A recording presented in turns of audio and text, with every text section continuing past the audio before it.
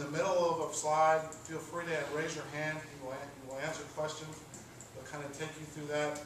A lot of you have seen my presentation, I think, but I'm going to give it very briefly for those who haven't been here to kind of give you an outline of what is being contemplated as it relates to structure, some of the new nuances as we continue to work with the Illinois Finance Authority and the Illinois Housing Development Authority to provide certain aspects for particularly local communities so that they can have the ability to plug in and not have and pool their resources to reduce their costs and increase the efficiencies of their local programs.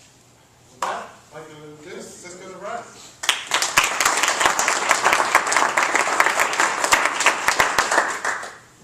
Thank you, guys. It's the afternoon. It's dark. There's a PowerPoint. If this were a chemistry class, I'd be out. So, no, I really appreciate it. I want to kind of walk through some stuff. Some of it would be review for you guys. Some maybe not. But yeah, just jump in at any time. If I skip over something or it raises an issue, it's more fun if it's a conversation and hopefully more helpful. But thanks to Craig for having me down over here. It's fabulous. It's great to be here. There's some really exciting things happening here in Illinois, and it's great to get a chance to be here.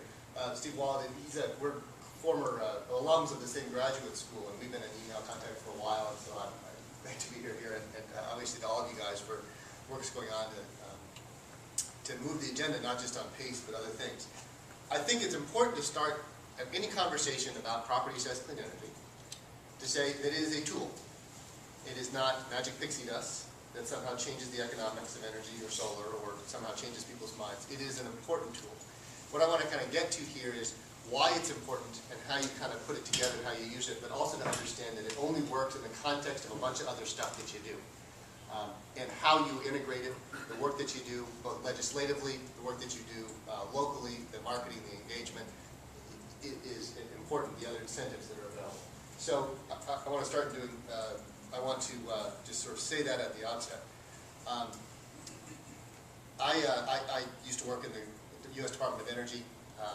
I've worked for the legislature of the state of California. I was at the Department of Energy in the federal government. Then I went to the state. Then I went to the city of Berkeley. So my next stop is going to have to be the mosquito abatement district. But luckily I found out something else I could do. So I left the city a couple of years ago, and what I kept hearing about was what Berkeley was putting together. When I helped get together in Berkeley, and a lot of cities and counties and others said, hey, that's great, but we got to understand it, and I don't really want to do any work. I don't want to do any paperwork, I don't want to hire any staff. Is there some way? So what Renewable Funding came about was really as a way to try and address the interest in PACE, and the realization that what's needed is to create a wheel or a couple of wheels, that they can be attached to the car in various ways. It is not a one-stop solution, it is a set of tools to use to try and implement PACE that kind of help get through the issues that are inevitably going to come up, and let you focus then hopefully on how you integrate the local community, how you make this successful, and not have to spend 6 months in small rooms with bond lawyers, which is currently there's no offense at all to bond lawyers. Okay, so the other reason I'm here, a lot of people have great ideas, and I'm not, a lot of people have bad ideas. But a lot of ideas become sort of all of a sudden kind of issues that people talk about, whether good or bad, because they happen at certain moments. And in grad school, they call it a policy window. And you can bang your head against the wall for a long time. And we are in a moment where a policy window opened. And the reason it opened is for several reasons. The first is, my entry to it, carbon. Global warming, carbon emissions, the issues around the climate were significant. In fact, 35% of the energy being used and the carbon emissions being emitted are from buildings in this country.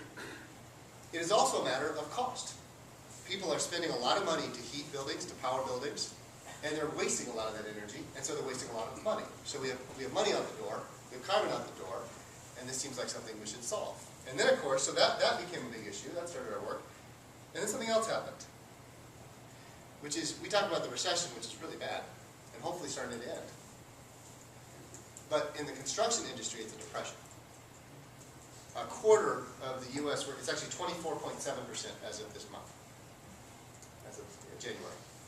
24.7% of the U.S. construction industry is out of work. In some places, it's as high as 50%. And the issue is now we have a massive unemployment issue, people who are hungry for work, who actually know how to work on buildings. We have a serious issue around the climate, where we're trying to reduce carbon, and we have people who are trying to save money, businesses trying to save money by saving energy. And so the reason, there's lots of ideas that have come out in various places, but I think it's a confluence of those events. For 30 years, we've known that we can save money in energy in buildings. And we've certainly known that energy efficiency is a no-brainer, and yet people weren't doing it. So I think PACE came about at the moment when people were trying to find the solution to that, and it sort of jumped up because there was a moment where people were looking for some solutions. It's not organic.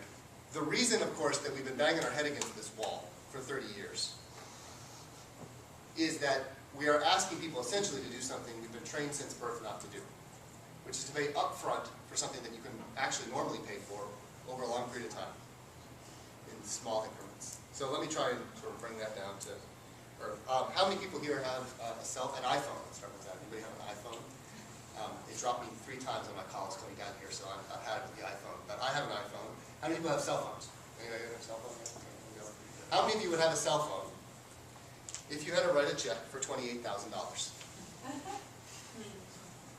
So then I have a deal.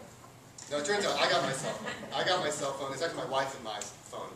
She has a regular phone. I have an iPhone. And in fact, it seemed kind of expensive when I bought it, $299. It's actually $3,299 because you have a 2-year contract, right? But they're smart. They didn't make you pay $3,299. And over 20 years, if nothing else changed, I'll spend close to $30,000 on my cell phone minutes. Of course, inflation will actually make that higher, who knows, but I have a deal for all of you with cell phones. How about I give it to you for half price?